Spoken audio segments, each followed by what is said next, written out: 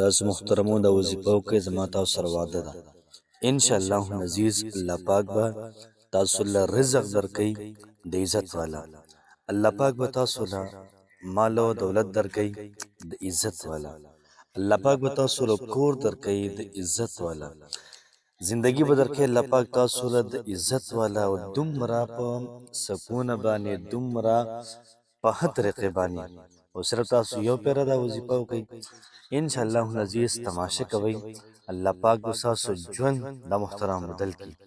دا رنګ الله پاک به تاسو حالات ضرور بدلي ځکه چې په دې ذکر کې په دې وظیفه کې انتهایی کمال پروت دی او انتهایی مجرب وظیفه ده. بس صرف د کوونکو محترم انتظار دی چې څومره کسان ډیر راشي او دغه ذکر وکړي ان شاء الله عزیز دومره به ډیره پیدا الله پاک د خلکو ته ورکړي. بسم الله الرحمن الرحیم. شروع کوم د ډیر زیات وهونکي او د ډیر زیات مهربان رب په نوم باندې. زه ګواهي ورکوم د دې خبرې چې د الله پاک نه علاوه د عبادت لایق بل څوک نشته. نبی کریم صلی الله علیه و آله وسلم الله پاک بنده او د الله پاک اخیری رسول دی. محترم مسلمانانو خویندورونو، نن چې کومه زموږ وظیفه ده انتهایی لاجواب او انتهایی پاورفل وظیفه ده. یاد ساته محترمه، په ژوند کې مال او دولت هر څوک ګټي، رزق پیسې دیاړي مزدوري د هر څوک او رزق هر څوک ګټي. ونن یو داسې ناشنا وظیفه ده، یو داسې بهترینه چې الله پاک وتعالی رزق درکوي بې حسابه، خو سر د عزت به درکوي. الله پاک به دومره عزت تعالی درکوي، دومره عزت چې هغه رزق به تعالی الله پاک ښه په عزت باندې درکوي. کمال او دولت یادې انتهایی په عزت سره، انتهایی به پرسکون طریقې سره. بس دا یو وظیفه د ژوند معمول لسازه کوي ان شاء الله العزیز. الله پاک ستاسو هر قسم مسله دا به ختموي.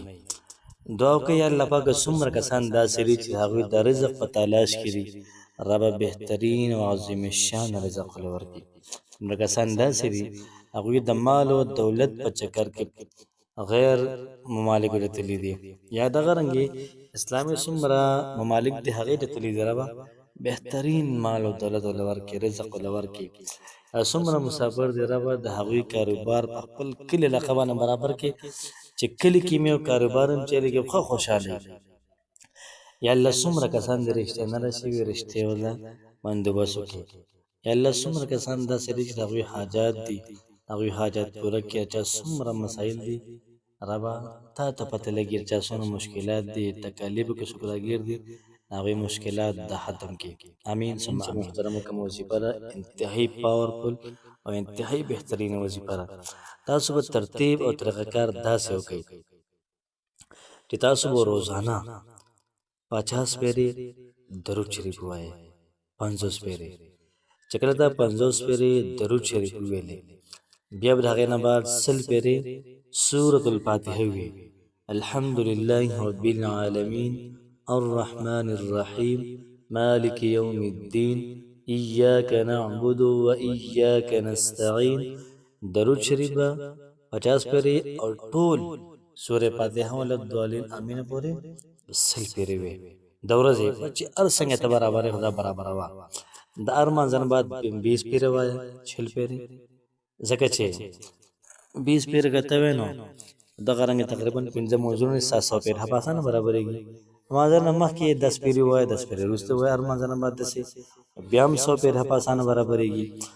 اور سره دا وظیفه کوئ ان شاء الله العزیز تماشه کوئ ژوند حالات زندگی څنګه بدلېږي، رزق الله پاک څنګه درکوي، مال او دولت څنګه درکوي. اللهم انا نسألك رزقا کریما، اللهم انا نسألك رزقا کریما. اب تاسو 100 پیرې وایئ او د هغې نه بعد بیا تاسو درود شریف وایئ 50 پیرې او بیا به د هغې نه بعد دعا وکړئ ان شاء الله عزیز. چې د څه لپاره دعا کوئ الله پاک بیا ضرور قبلوي. الله پاک مو خوشحاله آباد ساته. السلام علیکم ورحمة الله وبرکاته.